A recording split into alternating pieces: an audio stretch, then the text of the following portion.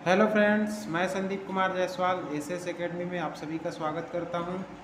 आज मैं बहुत ही इम्पोर्टेंट बाल विकास एवं शिक्षा शास्त्र का 30 क्वेश्चन लेके आया हूं, जो कि आने वाले एग्ज़ाम में बहुत ही इम्पोर्टेंट होने वाला है और पिछले कई एग्ज़ामों में इसको पूछा जा चुका है।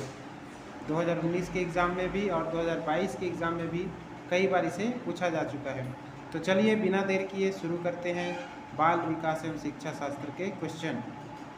सबसे पहला क्वेश्चन है, यदि किताब पढ़ने पर किसी बालक को प्रसन्नता होती है तो यह, ठीक है, यदि किसी बालक को प्रसन्नता होती है तो ये क्या किस कारण से होता है। पहला ऑप्शन दिया है बाह्य अभिप्रेरणा, दूसरा है आंतरिक अभिप्रेरणा, तीसरा दिया है प्रशंसा प्राप्ति के लिए और चौथा दिया है इनमें से कोई नहीं। तो इसका आंसर होगा आंतरिक अभिप्रेरणा, यानी कि जब तक अंदर से कोई अभिप्रेरित नहीं होता है, प्रेरित नहीं होता है, तब तक उसे प्रसन्नता नहीं होती है किताब पढ़ने से। ठीक है, तो इसका सही आंसर है बी। दूसरा क्वेश्चन है, धारा प्रवाहिता, विस्तार, मौलिकता एवं लचीलापन इत्यादि घटक संबंधित हैं। ठीक है, धारा प्रवाहिता, विस्तार, मौलिकता एवं लचीलापन इत्यादि घटक संबंधित है। तो किससे संबंधित है? पहला ऑप्शन है प्रतिभा से, दूसरा है प्रतिभा गुण से, तीसरा है अपसारी चिंतन से, चौथा है त्वरण।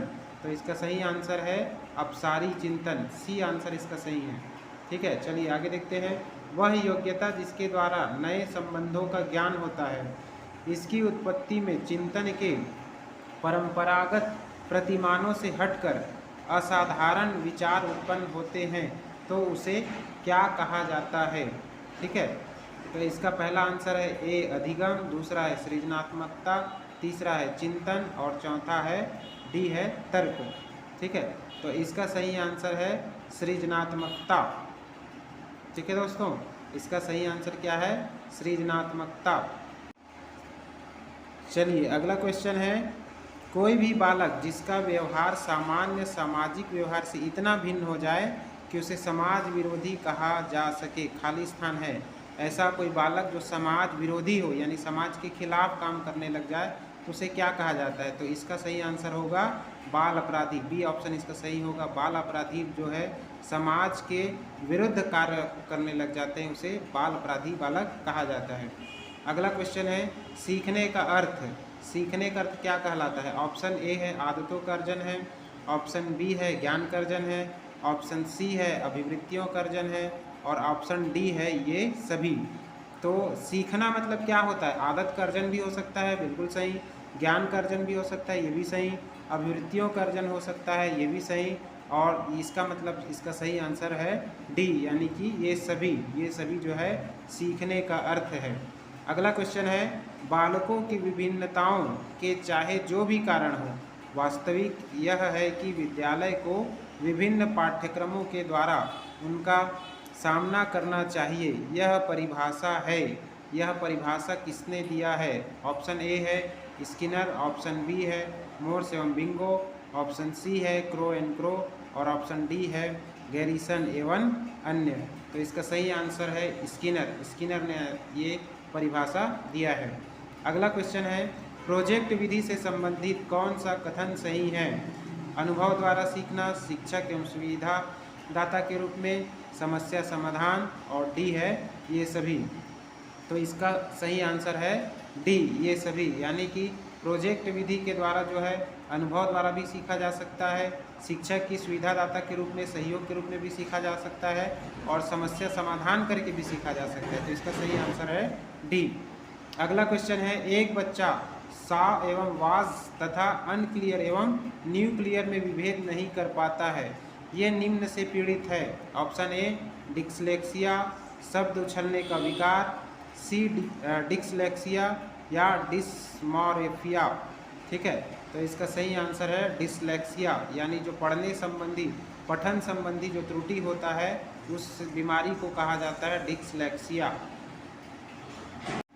चलिए दोस्तों, तो अगला क्वेश्चन देखते हैं। बुद्धि के द्वितत्व सिद्धांत के अनुसार व्यक्ति की बुद्धि का विशिष्ट तत्व अथवा एस तत्व, ऑप्शन ए जन्मजात होता है, ऑप्शन बी अर्जित किया जा सकता है, ऑप्शन सी सभी बुद्धिमान व्यक्तियों में समान रूप से पाया जाता है, ऑप्शन डी उपरोक्त में से कोई नहीं। तो इसका सही आंसर है अर्जित किया जा सकता है। ठीक है, द्वितत्व के सिद्धांत को अर्जित किया जा सकता है। ठीक है, अगला क्वेश्चन है, एक शिक्षक कक्षा 7वीं कक्षा के विद्यार्थियों के कार्य को एकत्रित कर पढ़ने के उपरांत अपने अगले पाठ को विद्यार्थियों की आवश्यकता के अनुरूप समायोजित करता है। वह करता है, क्या करता है? ऑप्शन ए अधिगम का आकलन करता है, अधिगम के जैसा आकलन करता है, अधिगम के लिए आकलन करता है, और डी है अधिगम पर आकलन करता है। तो इसका सही आंसर है अधिगम के लिए आकलन, यानी सी ऑप्शन सही है, अधिगम के लिए आकलन करता है। ठीक है, अगला क्वेश्चन है, अधिगम के लिए निम्नलिखित में से सर्वाधिक आवश्यक है।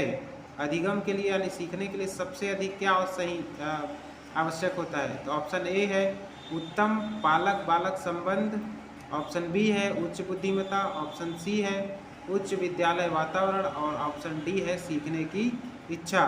तो इसका सही आंसर है सीखने की इच्छा, यानी डी ऑप्शन सही है।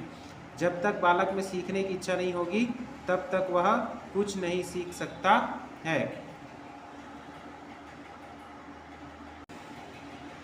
अगला क्वेश्चन देखते हैं, 12वां, विद्यार्थी कक्ष में स्वतंत्रता पूर्वक अंतः क्रिया करेंगे यदि ऑप्शन ए सही भौतिक सुविधाएं हो, कड़ा अनुशासन हो, प्रजातांत्रिक वातावरण हो, इनमें से कोई नहीं। तो इसका सही आंसर है सी प्रजातांत्रिक वातावरण हो, यानी प्रजातांत्रिक जब वातावरण होता है तो बच्चे स्वतंत्र पूर्वक अंतःक्रिया कर सकते हैं। अगला क्वेश्चन है, कौन सा कारक शिक्षण अधिगम प्रक्रिया से संबंधित नहीं है? नवीन ज्ञानों को पूर्व ज्ञान से जोड़ना, अभ्यास कार्य तथा दोहराने की व्यवस्था, विषय वस्तु की प्रकृति, और डी है पुनर्बलन की व्यवस्था। तो इनमें से पहला है नवीन ज्ञान को पूर्व ज्ञान से जोड़ना, ये तो बिल्कुल सही है। बी है अभ्यास कार्य तथा दोहराने की व्यवस्था, दोहराना और अभ्यास कार्य देना, ये भी सही है। विषय वस्तु की प्रकृति ये सही नहीं है, मतलब ऑप्शन सी सही आंसर हो जाएगा। ठीक है, संबंधित नहीं है पूछा है, मतलब विषय वस्तु की प्रकृति जरूरी नहीं है, तो इसका आंसर सी हो जाएगा। अगला क्वेश्चन है 14 नंबर का, किसी विद्यार्थी के अवांछित व्यवहार को सुधारने के लिए सर्वाधिक प्रभावी विधि है। कोई बालक है जो अवांछित व्यवहार कर रहा है, उसको सुधारा जा सकता है किस विधि से? पहला है विद्यार्थी को दंडित करना, उसके पालकों को सूचित करना, अवांछित व्यवहार के कारणों का पता लगाकर ठीक करना, ध्यान न देना, उपेक्षा करना। तो इसका सही आंसर है सी, यानी अवांछित व्यवहार के कारणों का पता लगाकर ठीक करना। कारण को पता लगाना कि किस कारण से वो अवांछित व्यवहार कर रहा है और फिर उसे ठीक करना, ये एक शिक्षक का जिम्मेदारी होता है। चलिए अगला क्वेश्चन देखते हैं, अस्वाभाविक उत्तेजक के प्रति स्वाभाविक उत्तेजक के समान अनुक्रिया करना सीखना ही अधिगम है। यह कथन किस अधिगम सिद्धांत पर आधारित है? ऑप्शन ए प्रयास एवं त्रुटि का सिद्धांत, ऑप्शन बी परंपरागत अनुबंध अनुक्रिया का सिद्धांत, सी सक्रिय अनुबंध अनुक्रिया का सिद्धांत, और ऑप्शन डी अधिगम का क्षेत्र सिद्धांत। तो इसका सही आंसर है बी परंपरागत अनुबंध अनुक्रिया का सिद्धांत। चलिए आगे बढ़ते हैं, दल शिक्षण में विकसित करने की सामर्थ्य है, सर्वाधिक उपयुक्त विकल्प का चयन करें। प्रतिस्पर्धा की भावना, सहयोग, तीसरा है एक दूसरे के शिक्षण को परिपूर्ण करने की आदत, चौथा है एक दूसरे के शिक्षण की कमियों को चिन्हांकित करना। तो ये वाला तो बिल्कुल नहीं आ सकता। प्रतिस्पर्धा की भावना ये हो सकता है, सहयोग की भावना ये भी हो सकता है, परंतु सी वाला ऑप्शन सही है, क्योंकि इसमें कहा गया है एक दूसरे के शिक्षण को परिपूर्ण करने की आदत, ये सबसे अच्छा आदत है, एक दूसरे की शिक्षण को परिपूर्ण करने की आदत। ठीक है, इसलिए सी ऑप्शन सही हो जाएगा। अगला क्वेश्चन है, बच्चों में पिछड़ेपन का कारण हो सकता है, खाली स्थान हो सकता है, क्या हो सकता है? दृष्टि दोष बिल्कुल सही, निर्धनता बिल्कुल सही, दोषपूर्ण पाठ्यक्रम बिल्कुल सही, और डी है ये सभी, यानी डी ऑप्शन सही होगा। ठीक है, अगला क्वेश्चन है, कार्य को आरंभ करने, जारी रखने और नियमित करने की प्रक्रिया को हम खाली स्थान कहेंगे, क्या कहेंगे? अधिगम कहेंगे, अभिप्रेरणा कहेंगे, आदत कहेंगे, या परिपक्वता कहेंगे? तो इसका सही आंसर होगा अभिप्रेरणा। ठीक है, खुद से जब अभिप्रेरित हो जाता है बच्चा तो वो कार्य को आरंभ रख सकता है, जारी रख सकता है और नियमित कर सकता है। चलिए तो अगला क्वेश्चन है, प्रकृति एवं पोषण संकेत करते हैं।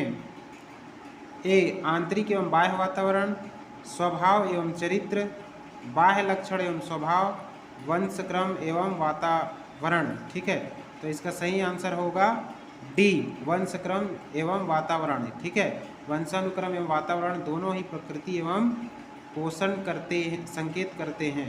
ठीक है, चलिए दोस्तों तो आगे बढ़ते हैं। निम्नलिखित में से खुली पुस्तक प्रणाली का सर्वाधिक महत्वपूर्ण लक्षण है। ऑप्शन ए, यह विद्यार्थियों को गंभीर होने में मदद करती है। यह कक्षा में अनुपस्थिति को सुधारने में मदद करती है। यह विद्यार्थियों में परीक्षा के प्रति दुश्चिंता को कम करती है। और डी, यह विद्यार्थियों को सोचने के लिए बाध्य करती है। तो इसका सही आंसर है डी, यह विद्यार्थियों को सोचने के लिए बाध्य कर देती है, यानी नहीं सोचने वाला भी बच्चा सोचने के लिए बाध्य हो जाता है कि इसका आंसर क्या होगा और कैसा होगा। ठीक है, अगला क्वेश्चन है, जब शिक्षक बच्चों के समूह का एक अभिन्न अंग बनकर उनके व्यवहार की जानकारी लेता है तो यह खाली स्थान का उदाहरण है। ऑप्शन ए, अनौपचारिक निरीक्षण, ऑप्शन बी, सहभागी निरीक्षण, ऑप्शन सी, औपचारिक निरीक्षण, ऑप्शन डी, सहभागी निरीक्षण।